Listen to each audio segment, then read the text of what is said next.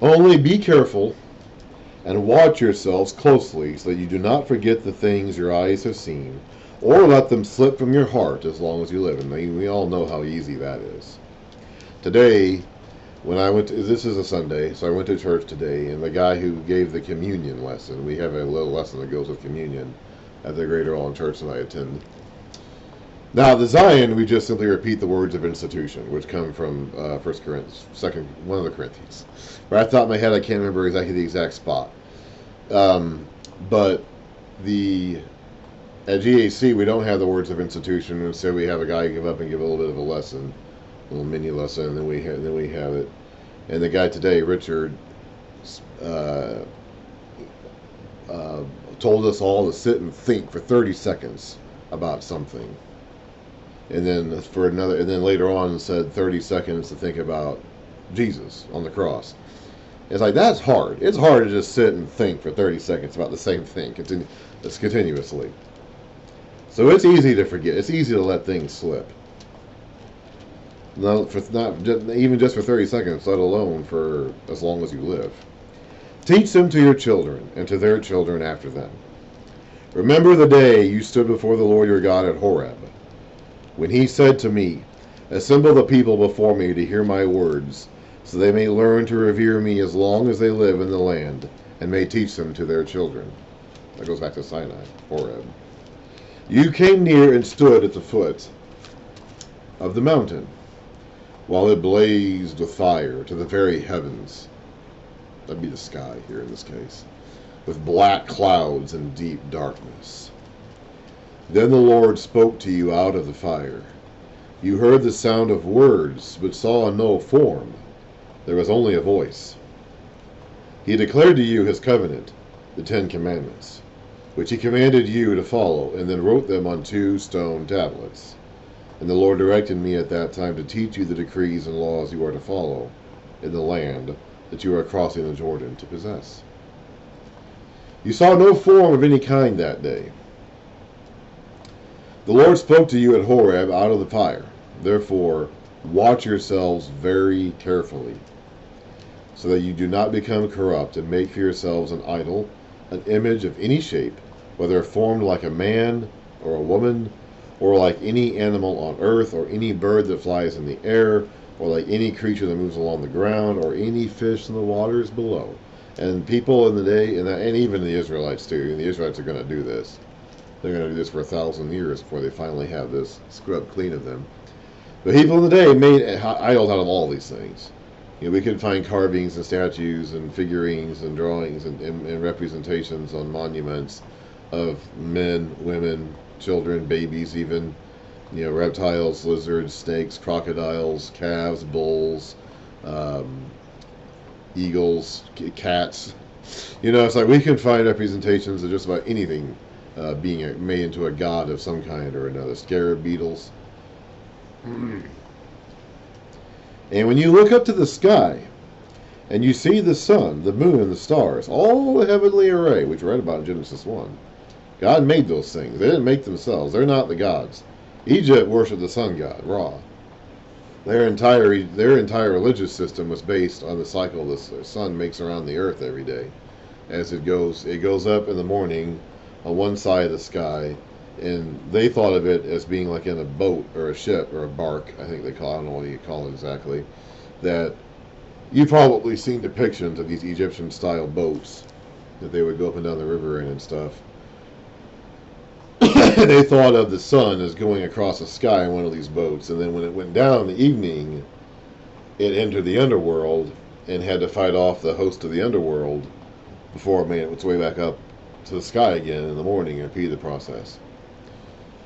And a large part of the religious system was devoted to worshiping Pharaoh so that he could lend his assistance to the sun to do these things.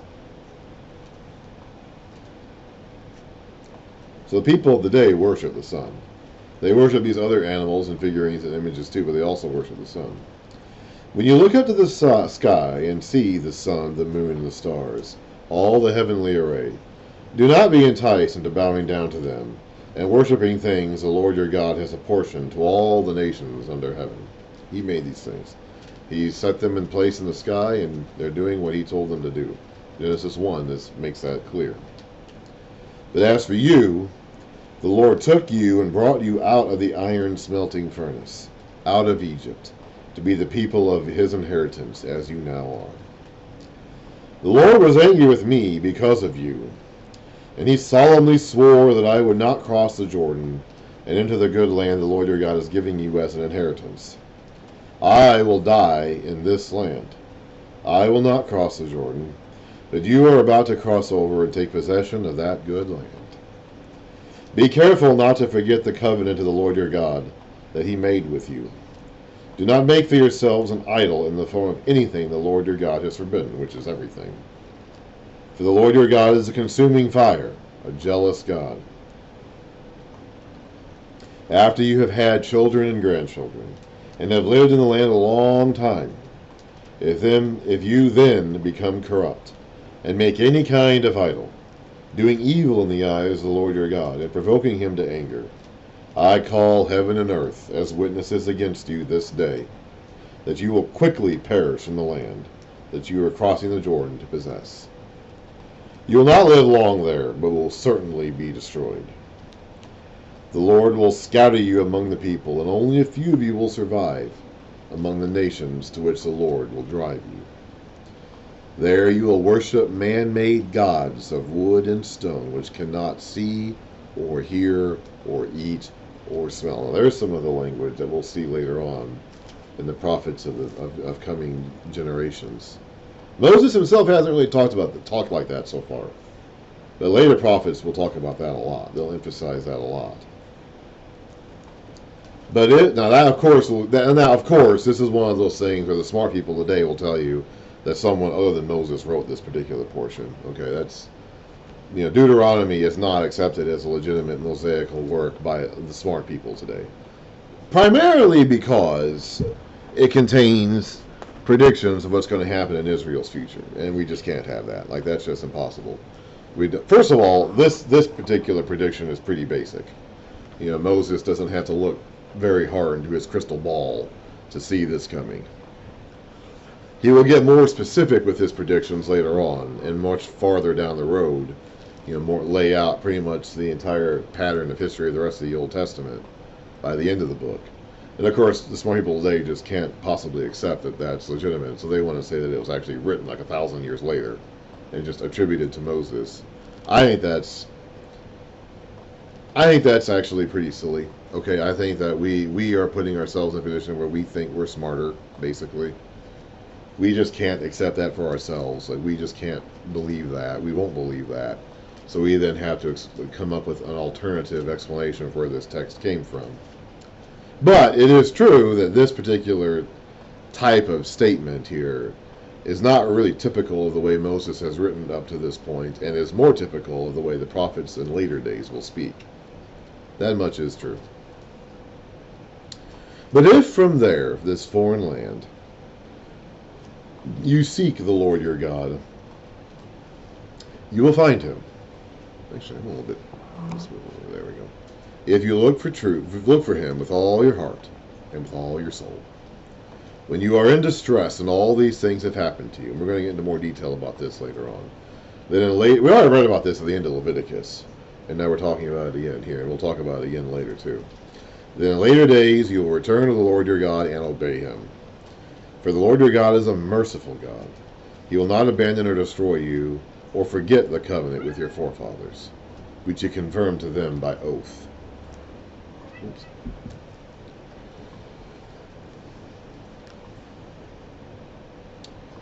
Ask now about the former days, long before your time, from the day God created man on the earth. Remember, we read about that at the beginning of Genesis. Ask from one end of the heavens to the other. So Moses is expecting them to know the history lesson he's already taught them in Genesis. Has anything as great as this ever happened? Or has anything like it ever been heard of? Has any other people heard the voice of God speaking out of fire, as you have, and lived? Has any God ever tried to take for himself one nation out of another nation, by testings, by miraculous signs and wonders, by war, by a mighty hand and an outstretched arm. This arm is pretty flabby and not very mighty, but I'm not God, so this isn't I'm not representing God's arm here very well. by great and awesome deeds, like all the things the Lord your God did for you in Egypt before your very eyes. So they were supposed to see these things. These things were supposed to be clear and indisputable proof to the people, the Israelites and the Egyptians, and the other nations around them, that the Israel's God was the God, the only God worth worth paying attention to, and the God, the one true God. So this was not meant to be left up to their reason or their deduction. This was meant to be seen, shown, displayed, demonstrated, clear and unavoidable and unarguable. If we can't accept that, because a lot of people today will just say, well, that never happened. Well, the whole point was that it did, and that it's what will convince the Israelites that their God was the God. If we just don't believe that, then we're just not going to believe anything. And it kind of makes you wonder why we even bother wasting our time talking about this. If that is just something that we refuse to accept or even approach or even begin to approach, then there's no real point in talking about any of this. You were shown these things so that you might know what the Lord is God. Besides him there is no other. From heaven he made you hear his voice to discipline you. On earth he showed you his great fire, and you heard his words from out of the fire. Because he loved your forefathers and chose their descendants after them, he brought you out of Egypt by his presence and his great strength, to drive out before you nations greater and stronger than you, and to bring you into their land, to give it to you as your inheritance, for your inheritance as it is today. Acknowledge and take to heart this day that the Lord is God in heaven above and on the earth below. There is no other. Keep his decrees and commands, which I am giving you today, so that it may go well with you and your children after you, and that you may live long in the land the Lord your God gives you for all time.